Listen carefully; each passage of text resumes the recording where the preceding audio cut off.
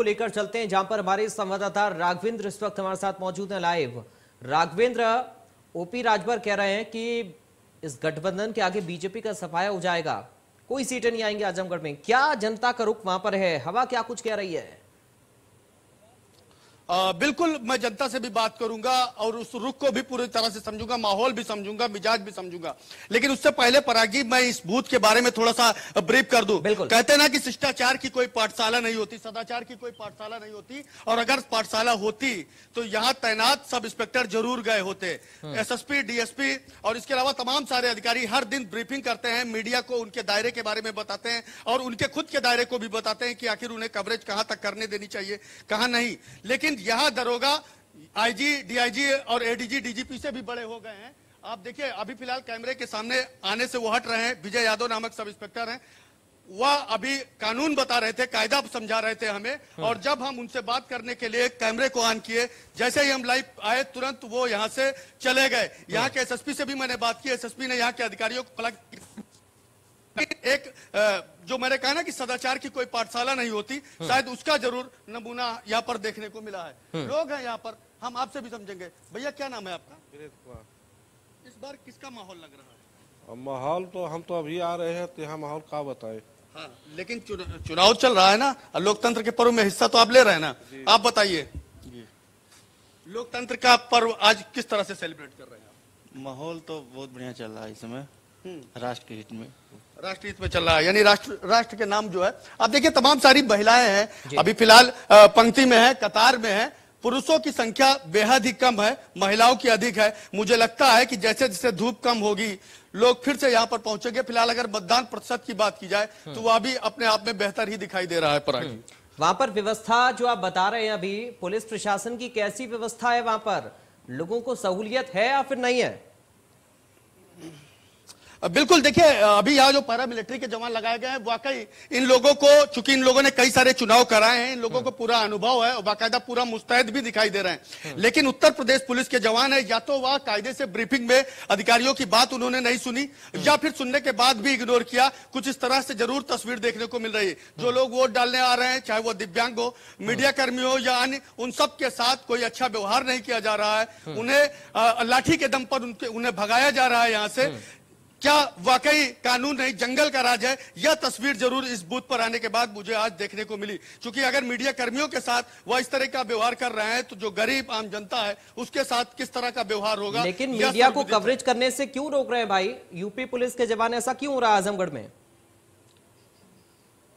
देखिए, कुछ मैंने अभी पहले इस बात को बताया कि कुछ जो कर्मचारी हैं, अधिकारी हैं, वह या तो अपने माताओं को सही तरह से जानकारी नहीं दे पाए हैं, और या फिर जानकारी देने के बावजूद भी यह लोग इस बात को समझने के लिए नहीं तैयार हैं। आप देख सकते हैं, सब इंस्पेक्टर यहाँ पर कोई भी नहीं है। एक सब इंस्पेक्टर की यहाँ पर ड्यूटी लगाई गई थी, बाकायदा वह भी नदारत हो गए। इस समय वह कैमरे के सामने में बोलने से बच रहे हैं। कुछ जो है आरक्षी है, वह है, इसके अलावा पैरामिलिट्री के जवान है यहाँ पर। लेकिन सब इंस्पेक्टर की जो बात की जा रही है, जो सब इंस्पेक्टर ने अभी बाकायदा यहाँ पर लोगों को भगाया था, उनको यहाँ पर मतदाताओं को उनका दायरा समझाया था, मीडिया को उसका दायरा समझाया था, और खुद को बड़ा एक रसूखदार दरोगा बताया था। बाकायदा अपना वह नेम प्लेट और पीएनओ नंबर दिखाते हुए उन्होंने यह कहा कि उत्तर प्रदेश में जिस भी अधिकारी से बात करनी हो आप कर लीजिए, मैं न तो कवरेज करने दूंगा और न ही यहाँ पर भीड़ इकट्ठा करने दूंगा। अब बड़ा सवाल यह है, क्या उत्तर प्रदेश में डीजीपी, आईजी और एडीजी से बड़ा दरोगा होता है, या फिर उनके अधिकार,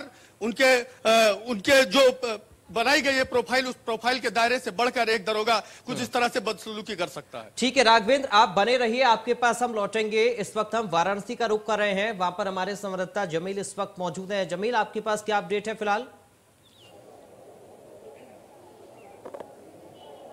हाँ बिल्कुल, प्रयाग आपको बता दूं कि मैं इस समय बनारस के शहर दक्षिणी में मौजूद हूँ। यहाँ पर तमाम लोग यहाँ पर निकले हैं अपने मताधिकार का प्रयोग करने के। तस्वीरों में एक बार पहले आपको दिखा दूं कि आप देखिए, अभी भी समय हो रहा है, लगभग 2:15 हो रहे हैं, लेकिन उसके बावजूद भी लोग निकले हुए हैं, मताधिकार का प्रयोग कर रहे हैं, क्योंकि लोकतंत्र के महापर्व में वो हिस्सेदार बनना चाहते हैं, अपने मत का प्रयोग करना चाहते हैं। कुछ लोग हमारे साथ हैं, उनसे बातचीत करेंगे और जानेंगे कि किस तरीके से वो, क्या मुद्दे रहा इस बार के चुनाव में।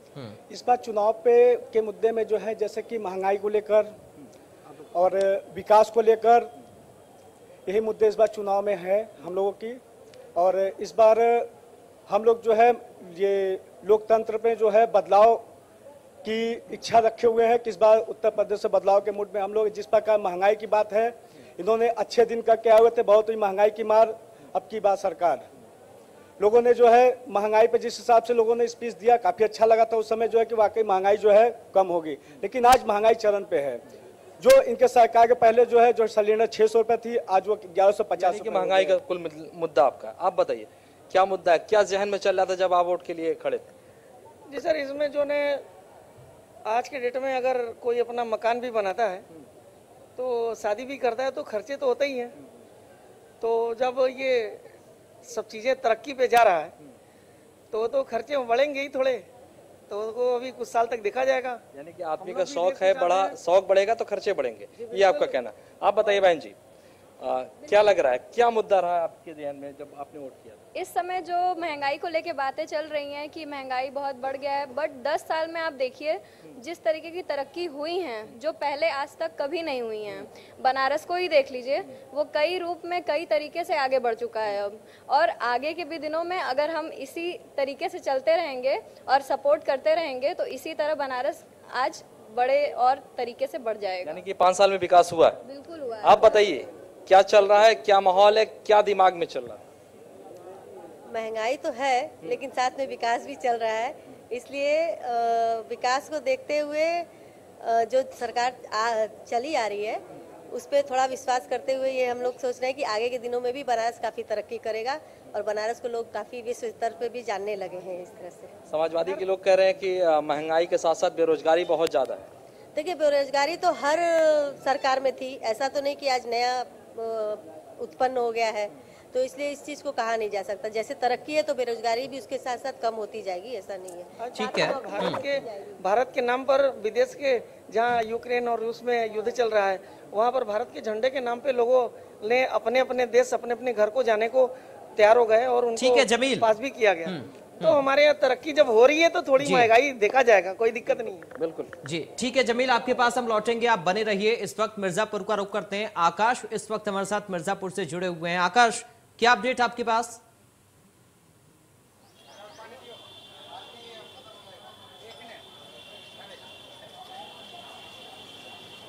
आकाश यादव, आपको आवाज आ रही है हमारी?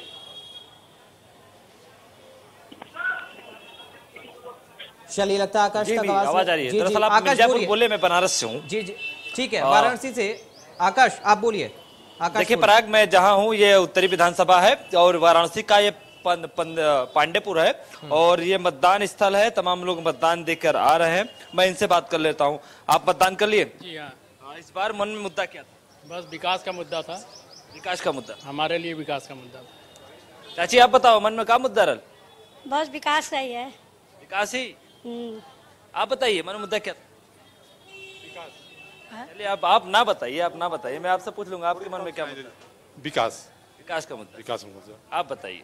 सब कुछ अच्छा हो, गरीबी माहौल जैसा हो, गरीब भाइयों लोग के जितने हैं, बस गरीब लोग के थोड़ा ध्यान दे। अच्छा, गरीबों को ध्यान। हाँ, आप बताइए थोड़ा सा आगे, ये आपका क्या इस बार मन में क्या मुद्दा था?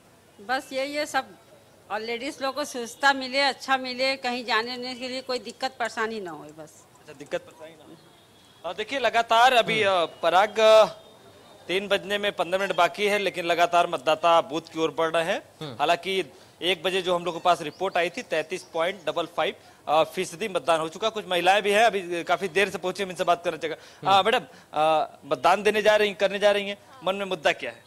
मुद्दा यही है कि हम लोग अपने मोदी जी को जिताना है। और मैं नाम नहीं पूछ रहा हूँ, मैं बस मन में पूछ रहा हूँ कि मुद्दा क्या है मन में। बोल रही है ना बोल रही है ना, महिलाओं के प्रति जागरूक है और क्या, महिलाओं के लिए बहुत अच्छा चीजें कर रहे हैं, यही सब है। आप बताइए, मतदान कर लिए? मन में मुद्दा क्या था? मन में मुद्दा बीजेपी को लाना था। बीजेपी को लाना। नहीं, ये मत पूछिए, हम नहीं पूछेंगे किसको आप वोट किए, बस मैं पूछ रहा हूँ। आप तो काफी बुजुर्ग हैं, काफी सरकार देखे होंगे आते जाते, आपके मन में क्या मुद्दा है? हाँ जी, मुद्दा क्या था? मुद्दा क्या है? बस एक ही मुद्दा, विकास। आजकल तो बस विकास है, इसके सिवा तो कुछ मुद्दा ही नहीं। उसमें सब छिपा हुआ है, विकास में सब छिपा हुआ है, हम छिपे हुए हैं पूरा मंडल छिपा हुआ है। जब प्रगति है तो सब कुछ है। प्रगति है तो सब। आप बताइए, आप भी आए मतदान करने, मैंने मुद्दा क्या था? विकास ही मुद्दा है। विकास मुद्दा है। हाँ, देखिए पराग, लगातार अभी मतदान स्थल पे लोग आ रहे हैं, अपने मत का प्रयोग कर रहे हैं और यहीं से जा रहे हैं। हालांकि 1 बजे तक जो वोट परसेंटेज आया हमारे पास वो 33.55% मतदान लोग कर चुके हैं। हालांकि बनारस की बात की जाए तो बनारस प्रबुद्ध वर्ग का शहर कहा जाता है, बुद्धिजीवियों का शहर कहा जाता है। तो ऐसे में इतने समय में यदि 33% मतदान हुआ तो ये बेहद ही निराशाजनक मतदान कहा जाएगा। ठीक है आकाश, बने रही, लौटेंगे सोनभद्र का एक बार हम रुख करते हैं। सोनभद्र से हमारे संवाददाता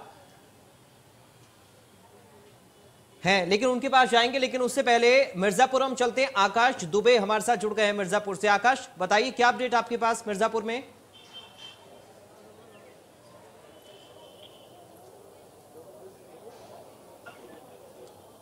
आकाश दुबे, आपको आवाज मिल रही है हमारी? चलिए, संपर्क लगता नहीं हो पा रहा है। सोनभद्र हम चलते हैं विवेक के पास। विवेक श्रीवास्तव सोनभद्र से इस वक्त हमारे साथ मौजूद हैं। विवेक, आपको आवाज मिल रही है तो बताइए, क्या अपडेट आपके पास? जी देखिए, इसमें सोनभद्र में जो मतदान प्रतिशत है 1 बजे तक का वो 35.53 तक का है और 4 विधानसभाएं हैं। 2 नक्सल प्रभावित जनपद है जहां 4 बजे तक मतदान होना है और 2 जो विधानसभाएं हैं उसमें 6 बजे तक होना है। तो 35% जो मतदान हुआ है, अगर 2 विधानसभाओं को देखें, रॉबर्टसन और दुद्दी जो नक्सल प्रभावित है, तो उम्मीद लगाई जा रही है कि बिल्कुल 45-46% से ज्यादा यहाँ पर वोट नहीं पड़ेगा।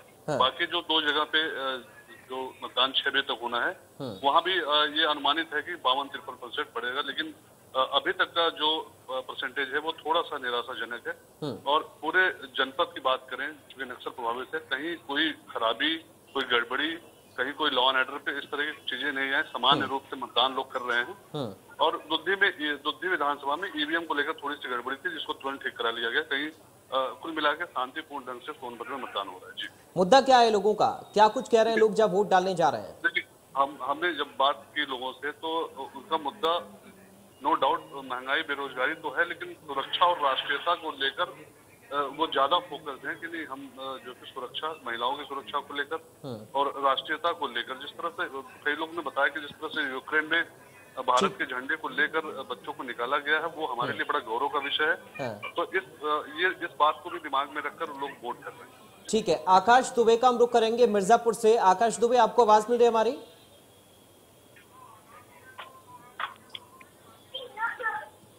मिर्जापुर से आकाश दुबे, आपको आवाज मिल रही है हमारी? चलिए, लगता आकाश दुबे तक आवाज हमारी नहीं जा पा रही है। एक बार फिर से हम लौटकर उनके पास जाएंगे, लेकिन जमील के पास एक बार फिर हम चलते हैं। जमील मौजूद हैं रोहिनिया सीट पर इस वक्त, वाराणसी में रोहिनिया में इस वक्त मौजूद हैं। जमील, क्या कुछ लोग कह रहे हैं? पीछे आपके बहुत सारे लोग हैं, कतार में देख रहा हूं, बातचीत करिए जरा।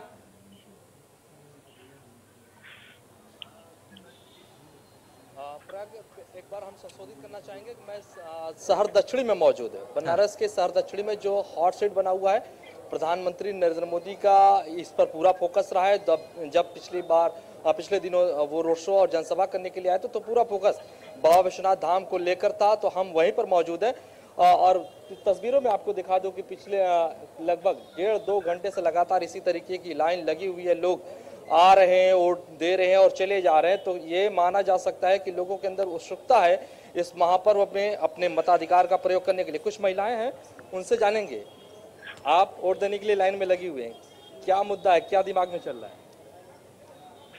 क्या दिमाग में चल रहा है? सब कुछ मोदी का तारीफ ही कर रहे हैं। मोदी को ही देंगे हम लोग। अच्छा। हाँ, मोदी को देंगे, मोदी जी को। आप बताइए। हाँ, सब ठीक है और मोदी को ही देंगे। अच्छा, और क्या बोले हम?